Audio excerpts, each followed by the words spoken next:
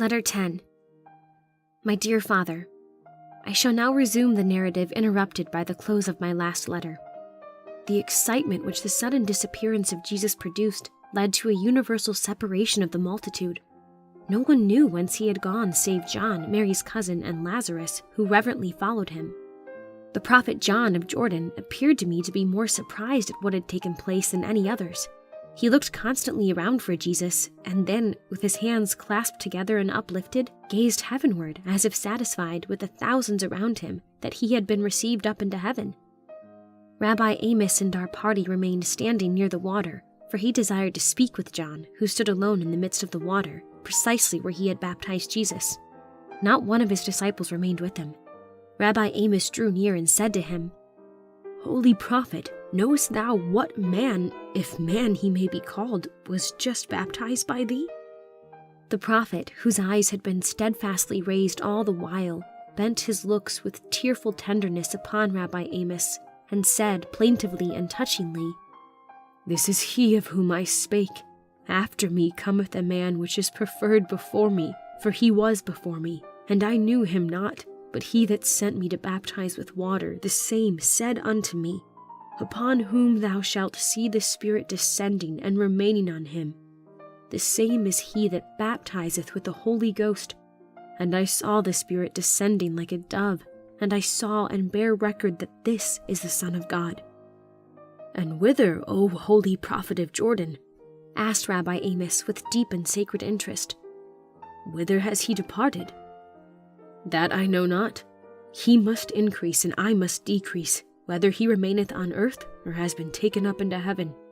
My mission is now drawing to its close, for he to whom I have borne witness is come." Thus speaking, he turned and walked out of the water on the side towards Bethabara, and disappeared among the trees that fringed the bank. I now looked in the face of Rabbi Amos, upon whose arm Mary was tearfully leaning. His face was grave and thoughtful. I said, "Uncle, dost thou believe all that thou hast seen and heard?" "I know not what to say," he answered, "only that the things which I have beheld this day are evidences that God has not forgotten his people Israel." He said no more. We left the banks of the Jordan in silence and awe, and remounting our mules, returned towards my uncle's house at Gilgal.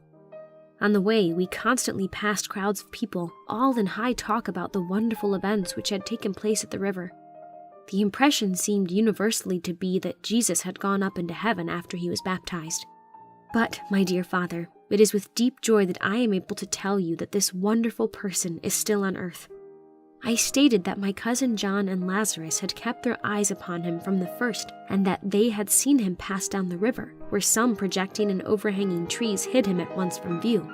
Though they often lost sight of him, they yet followed him by the print of his sandals in the wet sand of the shore, and at length came in view of him, as he was leaving the riverbank and going towards the desert between two low hills which hid him from their eyes. They went on, but though they moved forward rapidly, they next saw him far distant, crossing the arid plain that stretches south towards Jericho and the desert. They ran very swiftly, and at length coming near him, called, "Master, good master, stay for us, for we would follow and learn of thee."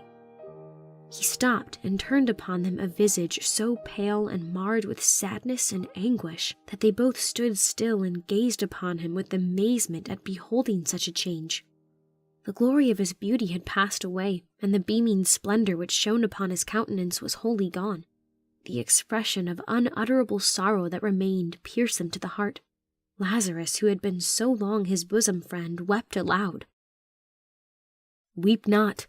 Thou shalt see me another day, my friends," he said. "I now go to the wilderness, in obedience to the Spirit which guideth me thither. Thou shalt, after a time, behold me again. It is expedient for you that I go whither I go." "Nay, but we will go with thee," said Lazarus earnestly. "If thou art to endure evil, we will be with thee." "There must be none to help.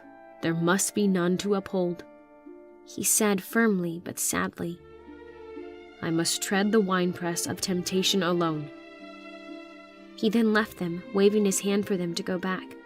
They obeyed sorrowfully, wondering what his words meant, and wherefore it was needful for him to go into the desert, where certain mysterious trials seemed to wait for him. And they wondered most of all at the change in his countenance, which, from being lustrous with celestial light, was now, said Lazarus, marred more than the sons of men. From time to time the two young men looked backward to watch the receding figure of the Christ, till they no longer distinguished him in the distance of the desert, towards the dreadful solitudes of which he steadfastly kept his face.